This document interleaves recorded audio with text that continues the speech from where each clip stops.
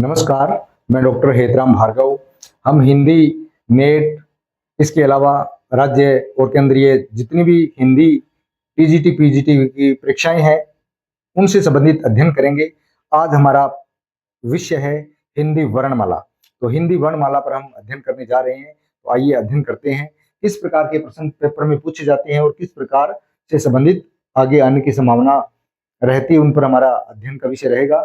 तो हिंदी वर्णमाला में जैसे कि मुख्य मुख्य बिंदुओं पर चर्चा रहेगी। पहला, हिंदी भाषा में 11 स्वर और 33 व्यंजन होते हैं। 33 व्यंजन होते हैं, कुल यानी 44 वर्ण होते हैं।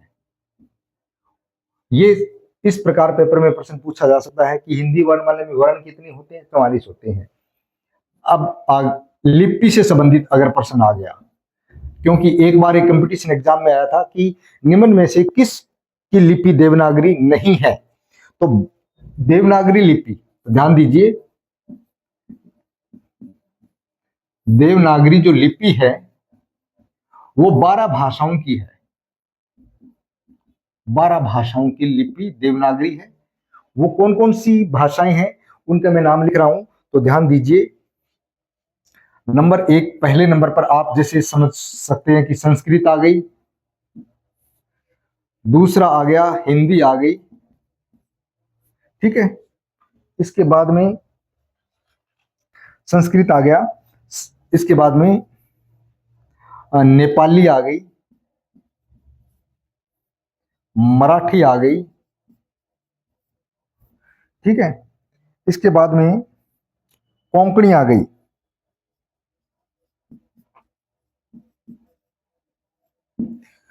ये इनकी लिपि देवनागरी है। इसके बाद में डोगरी आ गई, बोडो आ गई,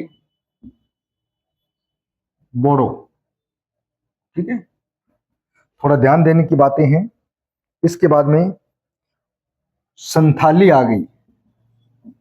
जो संथाली भाषा है, इसके संबंध में एक प्रश्न और भी आता है कि ओल चिक्की देवनागरी कहते हैं। इसको कौन सी देवनागरी कहते हैं? ओल चिक्की,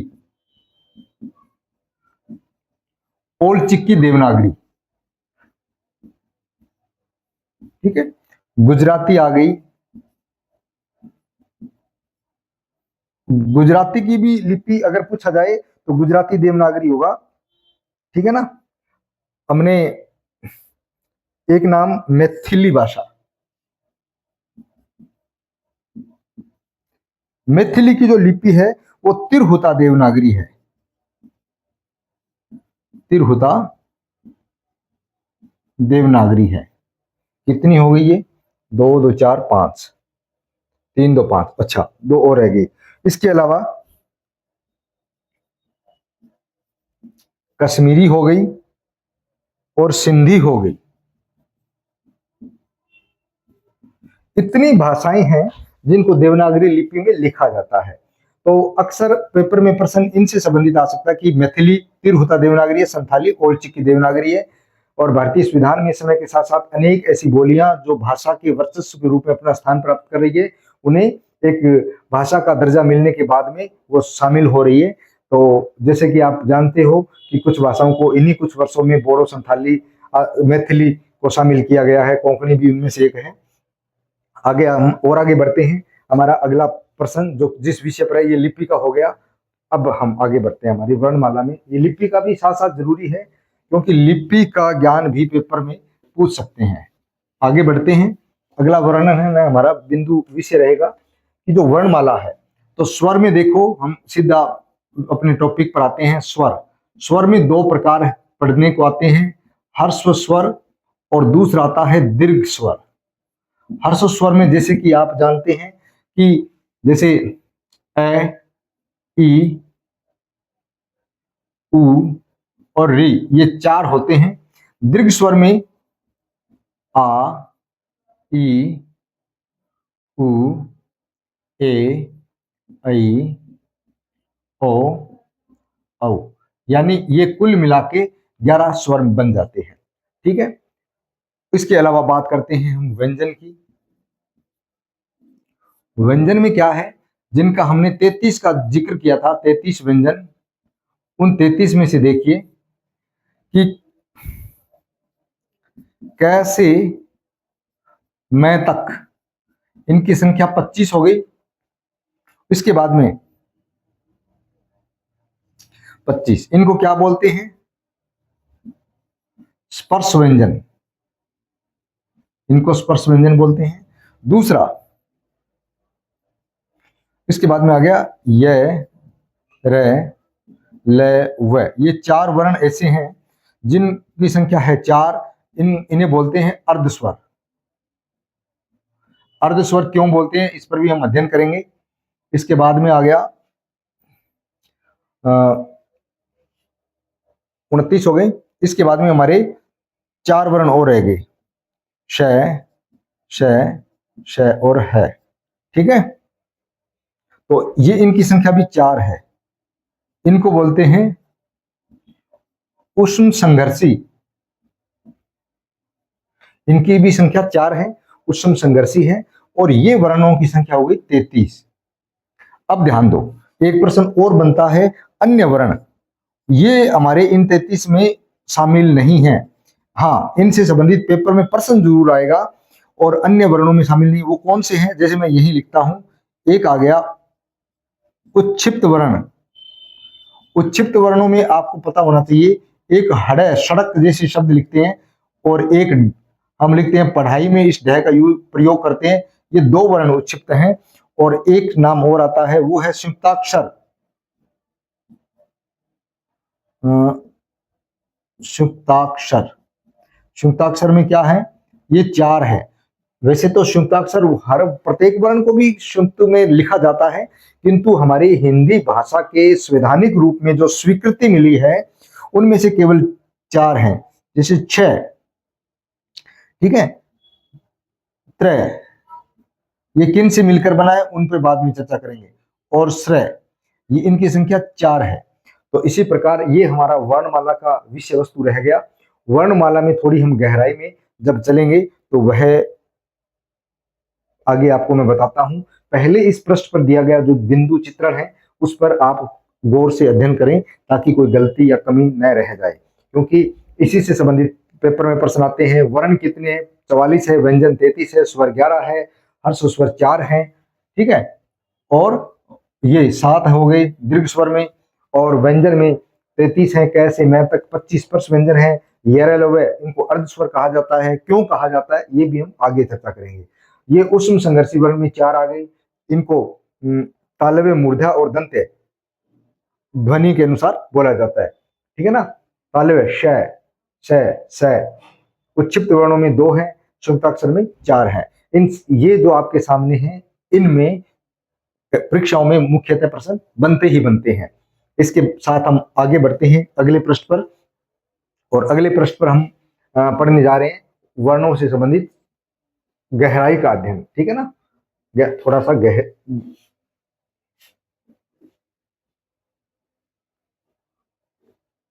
हाँ, इसके लिए मैं मुझे एक टेबल बनाना पड़ेगा, जिसके लिए मैं वीडियो को अभी पॉज कर देता हूं, ताकि टेबल बनाने का टाइम ना लगे।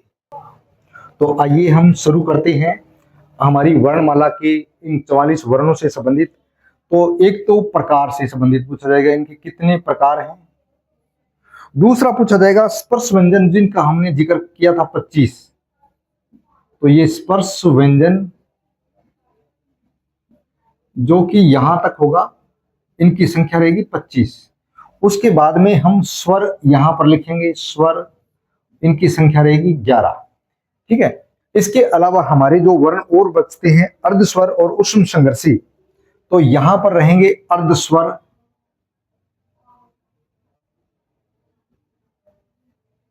इनकी संख्या रहेगी 4। और ये रहेंगे उष्ण संघर्षी, इनकी भी संख्या रहेगी 4।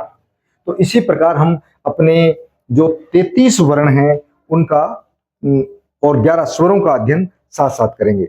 अगला बिंदु है स्वर तंत्र, इनका भी पेपर में पूछ लिया जाता है। स्वर तंत्र, स्वर तंत्र कौन कौन से हैं, किस प्रकार से हैं, तो स्वर तंत्र इधर है। अब देखो, एक तो इसमें जो वर्ण आएंगे वो अघोष जिनको कहा जाता है। यहां जो वर्ण आएंगे वो आएंगे सघोष, या दूसरा नाम इनका घोष भी हो सकता है, क्योंकि पेपर में घोष भी कह सकते हैं, सघोष भी कह सकते हैं। स्वरों में आपको पता ही है कि अर्धस्वर, सभी स्वर क्या क्या होते हैं, अल्प प्राण होते हैं। सभी स्वर क्या होते हैं, अल्प प्राण होते हैं। इसमें आ गया हर्ष स्वर, हर्ष स्वर। इस कॉलम में हम लिखेंगे दीर्घ स्वर, ठीक है, जैसा कि आप देख पा रहे हो। इसके अलावा अगले हमारे कॉलम में हम सघोष और अघोष, इसमें जो वर्ण आएगा वो सघोष होगा, इसमें सघोष भी होगा और अघोष या घोष भी होगा, ठीक है ना। सघोष या घोष या अघोष ये होंगे। अब देखो, जो स्वर तंत्र हमने लिखा है वो इधर है। अगला बिंदु है प्राण। प्राण नीचे रहेंगे। कौन कौन से प्राण हैं, और एक मिनट, प्राण इधर सामने रहेंगे। कौन से प्राण हैं, जैसे अलप प्राण,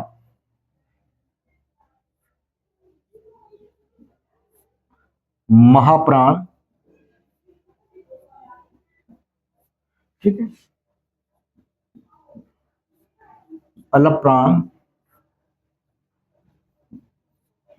महाप्राण,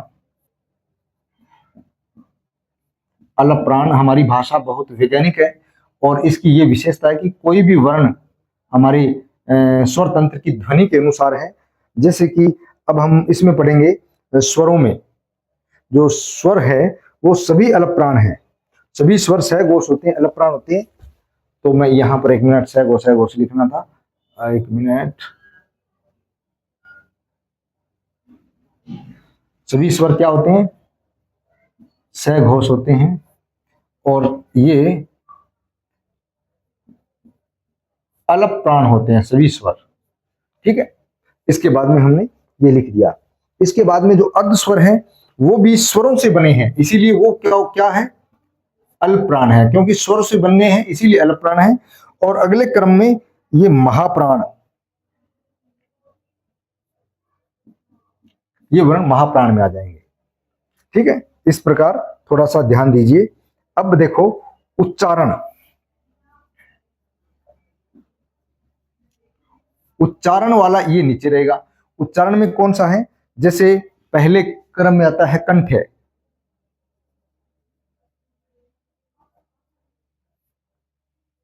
तालव्य,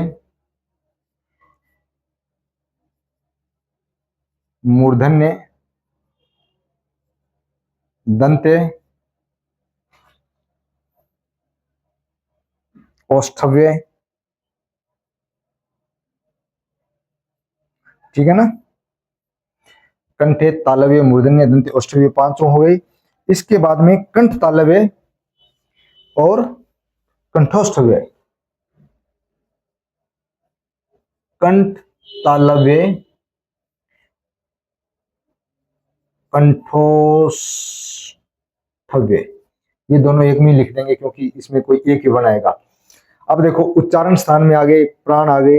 एक मिनट, हमने ये इस पे साथ लिखना था, पर चलो कोई नहीं, एक कॉलम और बना लेंगे, ठीक है, ये फिर खाली रहेगा। मैं लिख ही देता हूं दोबारा। दोबारा देखो, उच्चारण यहां लिखेंगे, जैसे कंठे, तालव्य, मूर्धन्य,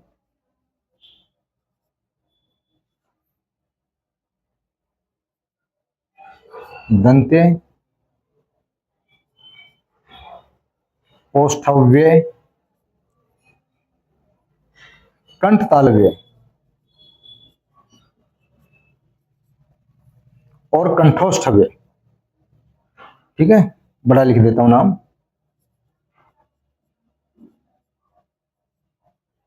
अब देखो हमारे कॉलम पूरे हैं।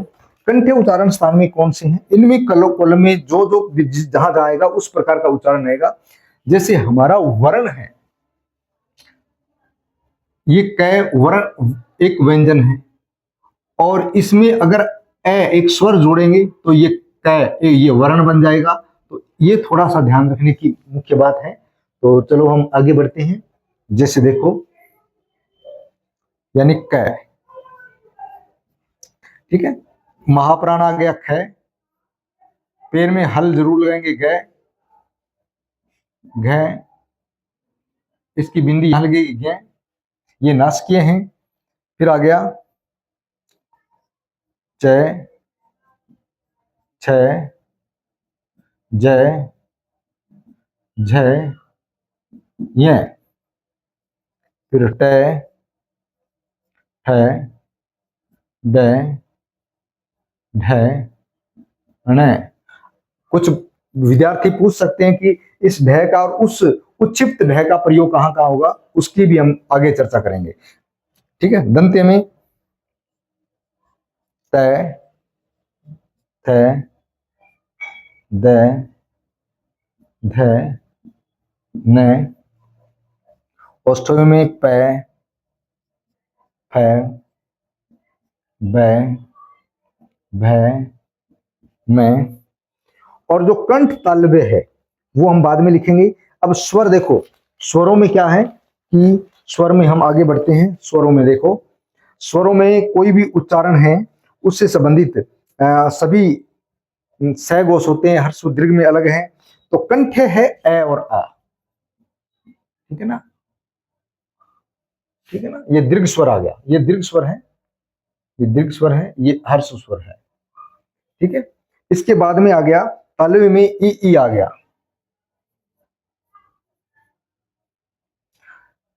मूर्धन्य में हमारा जो री ऋषि आता है, री, वो है, यहां कोई वर्ण नहीं है। इसके बाद में दंत्य में कोई वर्ण नहीं है। औष्ठ्य में उ आ गया, ठीक है। अब हम और आगे बढ़ते हैं। जो हमारे कंठ तालव्य हैं, जो ए आई है, वो यहां आएंगे, ए और आई। कंठोष्ठ्य में ओ और औ आएंगे। समझ में आ गया? इस प्रकार। अब हमारे हर्ष वो रह गए अर्धस्वर। अर्धस्वर में शुरू होते हैं तालव्य से। तो देखिए, तालव्य य, र, ल, व, ठीक है। इनको अर्धस्वर क्यों कहते हैं, इस पर भी हम चर्चा करेंगे। अब हमारे रह गए महाप्राण, उष्म संघर्षी, ठीक है ना। ये उष्म संघर्षी ऊपर लिख दिया, ये महाप्राण है। इन वर्णों में भी तीन, जैसे कंठ, कंठे है, कंठे में है आएगा, कंठे में हमारा वर्ण आएगा है, ये। उसके बाद में तालव्य मूर्धन्य दंत्य में ये श, श, श आ जाएगा, और इनके भी हल लगेगा। हल लगने का मतलब है ये व्यंजन हुए, और व्यंजन के साथ साथ इनकी जो पहचान है वो व्यंजन के रूप में वर्ण तब बनाती है जब उसके साथ स्वर मिल जाता है। का दूसरा नाम भी आता है, उसके काकल भी कहते हैं, और है स घोष है को क्या कहते हैं, काकल, और है स घोष या घोष है, ठीक है ना। और ये सभी तीनों ए घोष हैं, जो स हैं।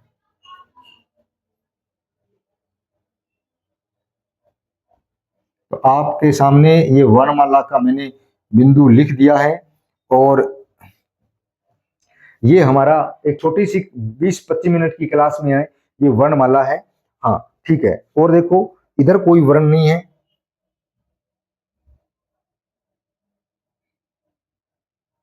बस ये बात है। आ गया समझ में? हाँ, एक छोटा सा प्रश्न और बनता है। हमारी जो 44 वर्णमाला है, ये पूरे होते हैं क से मैं तक 25, और 11 35 36 हो गए, 37 38 39 40 41 42 43 44, ये 44 के 44 पूरे होते हैं। इसके अलावा जो हमने जिक्र किया था उच्छिप्त का, वो 2 हैं। 2 में से ये एक तो ड़ है, इसको भी अलप प्राण कहते हैं। एक ढ है, उसको महाप्राण कहते हैं। ठीक है ना, ये जानकारी के लिए याद रखें। और जो हमारे 4 संयुक्त वर्ण हैं क्षत्र या त्र, उनको भी अलप प्राण महाप्राण में आएंगे, क्योंकि वो वर्णों से मिलकर बने हैं, तो इसीलिए ध्यान दें। विसर्ग है वो महाप्राण है, नासिकीय अलप प्राण है। ठीक है ना, नासिका वर्ण में अनुस्वार और अनुनासिक, अनुस्वार यानी बिंदी है और अनुनासिक चंद्र बिंदु है। ठीक है ना, और इनमें अलप प्राण और महाप्राण है। आगे समझ में, जो बिंदी है वो अलप प्राण है और चंद्र बिंदु है वो महाप्राण है।